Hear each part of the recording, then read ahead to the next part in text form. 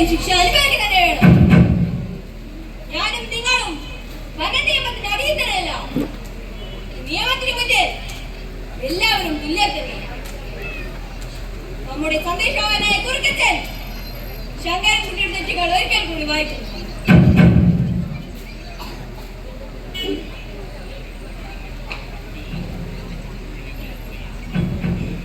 ഇതാ ഈ കാണുന്ന ശങ്കരൻ മനുഷ്യരെ സഹായിച്ചിരിക്കുന്നു. കാടിന്റെ നന്മയെയോ സ്നേഹത്തെയോ തിരിച്ചറിയാത്ത മനുഷ്യവർഗത്തോട് കരുണ കാണിച്ചിരിക്കുന്നു ഈ ശങ്കരൻ. മലകേറി വന്ന അമ്മയ്ക്കും മകൾക്കും ഇവൻ കാവൽ നിന്നിരിക്കുന്നു. ശങ്കര, നീ എന്തിനാ അങ്ങനെ ചെയ്തത്? കൊമ്പുകൾക്ക് വേണ്ടി നിന്റെ കുടുംബാംഗങ്ങളുടെ തല തല്ലി തകർത്തവരാണ് മനുഷ്യർ. ഇതൊക്കെ നീ മറന്നോ ശങ്കര? എന്താ ശങ്കര, നിനക്കിതൊന്നും അറിയില്ലേ? ചെന്ന് വലഞ്ഞ് മനുഷ്യ ഗ്രാമങ്ങളിൽ ചെന്നപ്പോൾ ബോംബ് വെച്ച് തല ചിതറിച്ചവരാണ് ഈ മനുഷ്യർ. ഉപ്പിനെ വേഗം കൊടുക്കണം. പ്രഭു, ശങ്കരൻ മനുഷ്യകുലത്തോട് കരുണ കാണിച്ചിരിക്കുന്നു. ഇതാണ് ഇവൻ ചെയ്ത തെറ്റ്. മനുഷ്യരോട് കരുണാണ്ടതില്ലാതെ മരണങ്ങളെ സാക്ഷി നിർത്തി പ്രതിജ്ഞയെടുത്തവരാണ് നമ്മൾ. ശങ്കരൻ അതൊക്കെ മറന്ന് മനുഷ്യകുലത്തെ രക്ഷിച്ചിരിക്കുന്നു. ഇവൻ ചെയ്ത തെറ്റ് ഇവൻ കാടിന്റെ ശിക്ഷ അനുഭവിക്കാൻ ബാധ്യസ്ഥനായിരിക്കുന്നു. ശങ്കര, അവസാനമായി നിനക്കെന്തെങ്കിലും ബോധിപ്പിക്കാനുണ്ടോ? പ്രഭു, ഞാൻ ചെയ്തത് തെറ്റാണ്. വന നിയമങ്ങൾക്കെതിരെ മലവെള്ളപ്പാച്ചിലുകളിൽ നിന്ന് രക്ഷ നേടി ഈ കൊടുങ്കാട്ടിൽ പുരാകുലത്തിൽ ഉദയം തേടി വന്ന ആ അമ്മയെ മക്കളെ ഇത് കാത്തുരക്ഷിക്കേണ്ടത്. ആ അമ്മയുടെ കരച്ചിലും കുട്ടികളുടെ രോദനവും ഈ കരൾ അറിയിച്ചു കാണുന്നു. പ്രഭു, നമ്മൾ കരുണ കാട്ടാതിരിക്കാൻ മനുഷ്യരല്ലല്ലോ, മൃഗങ്ങളല്ലേ. നമ്മൾ കരുണ കാട്ടാതിരിക്കാൻ മനുഷ്യരല്ലല്ലോ, മൃഗങ്ങളല്ലേ. തെറ്റ് തെറ്റ് തന്നെയാണ്. അതിനുള്ള ശിക്ഷ ശങ്കരൻ അനുഭവിക്കുക തന്നെ വേണം. കാടിന്റെ നിയമം എല്ലാവർക്കും ബാധകം. ഇന്നേക്ക് മുതൽ ശങ്കരൻ ഈ നീലിമലക്കാട്ടിൽ നിന്നും ആജീവനന്റെ കാലം പുറത്തേക്ക്. എന്നാൽ നിനക്ക് ഞാനൊരു ഇളവ് നൽകുന്നു. നീ സഹായിച്ച മനുഷ്യവർഗം പരസ്പരം സ്നേഹിച്ചു ബഹുമാനിച്ചു മറ്റ് ജീവജാലങ്ങളോട് കരുണയോടെ ജീവിക്കാൻ കഴിഞ്ഞാൽ നിനക്ക് ഈ കാട്ടിൽ നിന്നിലേക്ക് പ്രവേശിക്കാം. കുറുക്ക, ഒരു മാസക്കാലത്തോളം മനുഷ്യവർഗത്തെ നിരീക്ഷിച്ച് അവരുടെ വിവരങ്ങൾ സമർപ്പിക്കേണ്ടതാണ്. ഇതാണ് എന്റെ ഉത്തരവ്. ശരി രാജൻ.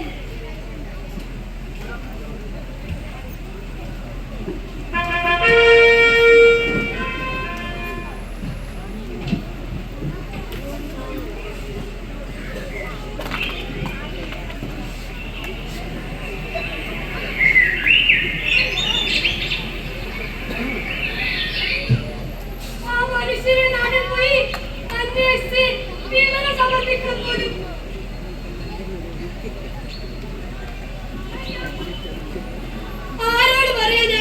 രാജാവിന്റെ ആജ്ഞയല്ലേ അനുസരിച്ച് തല പോയത് തന്നെ.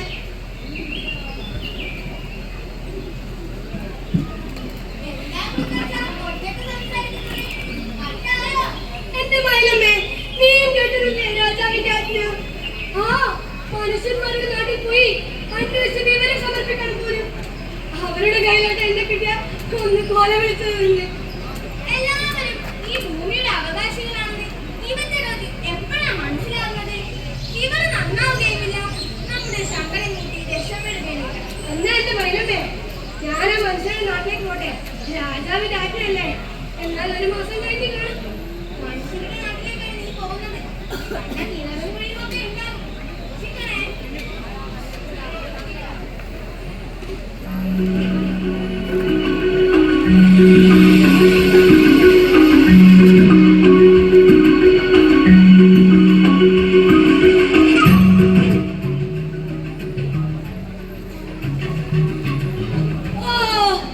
ഈ മനുഷ്യരേക്ക് എത്ര കണ്ടത്. ഇവരുണ്ടോ നന്നാവാൻ പോകുന്നു? ഈ രാജാവിന്റെ ഒരു കാര്യം. രാജാവിന്റെ ആജ്ഞയല്ലേ, അനുസരിച്ചല്ലേ പറ്റൂ. ഇവരെ നന്നായ പാവം നമ്മുടെ ശങ്കരൻ കൂടി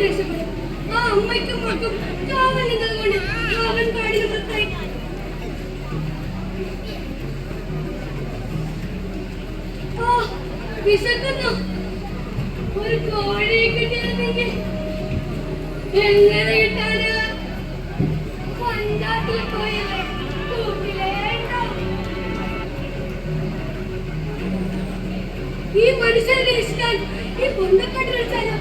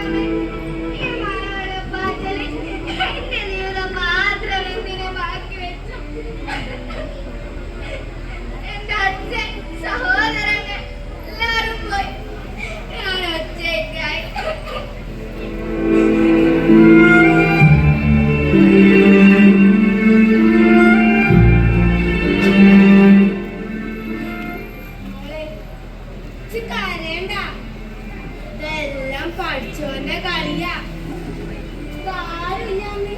വിചാരിക്കണ്ട. നമ്മൾ മനുഷ്യന്മാർ തമ്മിലുള്ള സ്നേഹബന്ധത്തെ കൂട്ടാൻ വേണ്ടി പഠിച്ചുകൊണ്ടുണ്ടാക്കിയതല്ലേ ദുരന്തം. മോളെ നീ